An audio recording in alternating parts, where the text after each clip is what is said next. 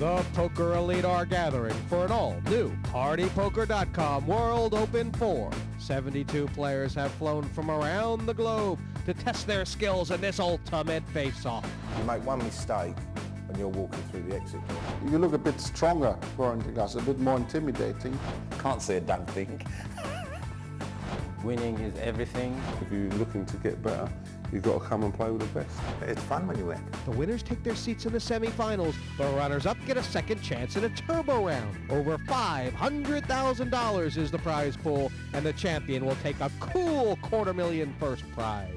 Also, nobody knows how the pros' minds tick like Neil Badbeat Channing. He'll be given his insights on the moves that grew.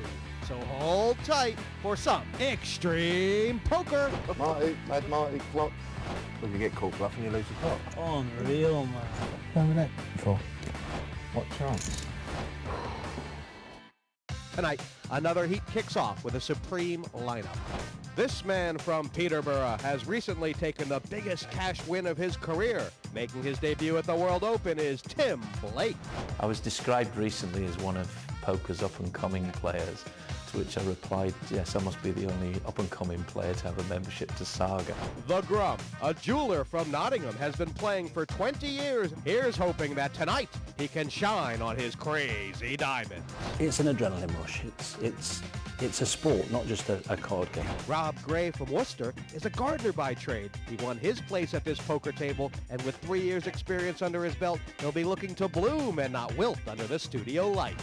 Very nervous. Well, once you get into the game, first couple of hands, hope to calm down and play my game. Dale Hoy from Great Yarmouth knows his way around a poker table, but is yet to win a big event. This is just what he needs to make his mark. It's not all about the money, it's about winning a title. And please God, today, let's get the cards, let's be lucky, let's get the money in front, come out in front, and let's see what happens. Trevor Reardon has come down from the mighty Birmingham to play tonight. He came unstuck at the World Open 3. Now he is back for revenge. I think as long as I'm not unlucky, I would have a good chance. This London businessman loves a game of poker. He took a tidy $125,000 at the EPT London in 2004. Could this be his next big win? The worst thing happening is these bad beats, but they happen all the time and you get used to them. Joined this evening by poker journalist and commentator Matt Broughton. Matt, this looks suspiciously like the poker game from Cool Hand Luke. Just which one's Paul Newman?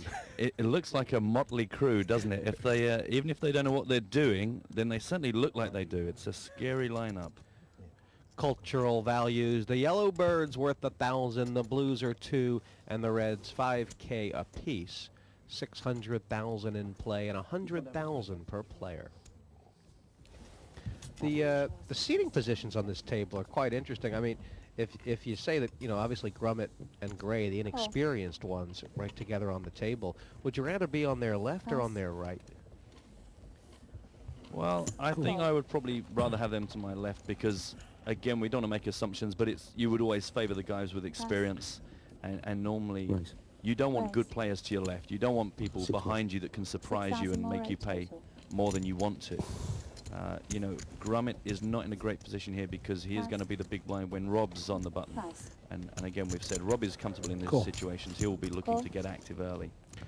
Dale Hoy, the raise from the small blind with the ace-queen. He's got a customer in Grummett who has every indication that he means to play flops early. Yeah, well, this is the stage before the blinds get crazy when you've got enough chips to maybe be a bit more speculative. It's come well for him. Yeah. Yeah, that's about as good as you could hope for. 7,000. And tough decision already for Dale Hoy here. Decided to check. Surely he's not going to check raise the second hand with no pair. Well, this is where we find out what kind of game these guys are bringing to the table. Are they just going to be ABC, or are they looking for opportunities to test and punish? Raised. Yeah. Wow. You called it right. He's just looking for opportunities to test out these new players. And I mean, you know, if you're sitting in Grum's seat, I mean, Hoy is playing this like he has a big pair. Yeah, he opted to raise. He's out of position, so you think, well, he's not going to be doing that with junk, and it's very hard now for Grummett to sort of fight back. What do you want to do, call and play another card? Well, he's gone for it. Yeah, I mean, the problem for Hoy is that he doesn't have much of a form line on Grummett. I mean, do you think Grum is just if he's a calling station, Hoy could be done for. Well, that's the problem. If you're a player that's trying to win a lot of hands with bluff, then if you do run into someone who's just going to call you down, it really cripples you. Now Hoy just thinks, let's just hang on a minute. We've got a 62,000 pot here.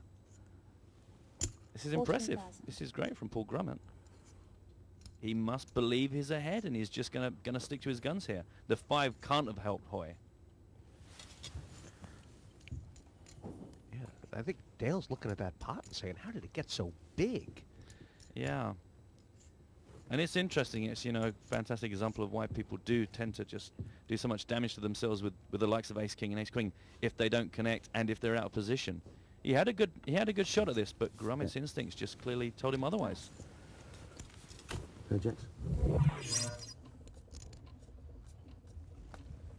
You don't need too many hands to start categorizing the guys that are experimentative, the guys that are solid, the guys that are tight. But we've seen before through the course of the game that personalities can switch and people just flip the switch and change gears. Well, this will settle Dale Hoy's nerves down. Had a rough first hand, and look at this. He's opting to slow play the aces.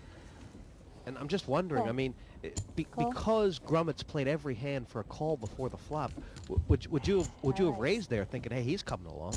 Well, unless Dale has just decided he's found himself bottom of the chip stack count right now, and that he's gonna take the risk of letting lots of players in, and hopefully capitalize on that by therefore maximizing profits if he can hold on to the lead. Oh boy. Check. Well, look at this. He's going to get action from Tim Blake, straight and a flush draw. Yeah, absolutely. I mean, everyone's got a piece of this. Call. Tim has opted to just call. No. Pass. And is this Tim saying, hey, I don't want to make this pot too big without a made hand? Pass. No, well, he's been pretty quiet, and he's already seen a lot of players get maybe a bit too involved in big pots early on. And you don't really need to do that. And if it has a big effect on you mentally, you don't want to do that. Tim will look at that as a good card. It's given him actually a couple extra outs.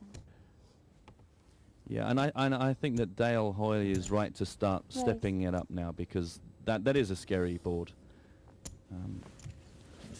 Raised from Blake, and really an option for Hoy to either push or fold.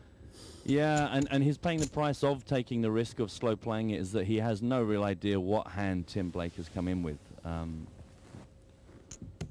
mean, the fact is, obviously, that Hoy has the best hand, but it's actually hard for Dale to find a hand he can beat here, isn't it? Yeah, absolutely, because, you know, you don't want to be the monkey that tells the story about how I couldn't get away from pocket aces and died horribly on the TV table. It's not an easy decision. That's the problem by not making a raise pre-flop, is how do you funnel down the range that you put Blake on? I mean, because Blake isn't... Oh, wow, he's gone all in. And this is now really tough stuff for Tim Blake, who probably realizes he's behind but knows he's drawing live. Yeah, absolutely. And I mean, that's going to be fantastic for Hoy to see that Blake immediately doesn't like that, because your worst fear is that you make that move and they go, I call.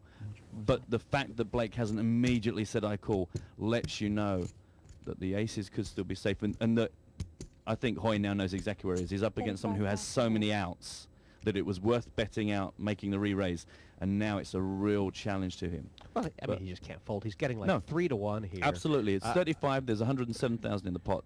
You know, he knows even if Hoy flopped the nuts, and that's the worst case scenario. He's going to have like 9 outs, right? I mean, it's yeah. You know, he's got much more. He's actually, how many does he have? He's got about 18, doesn't he?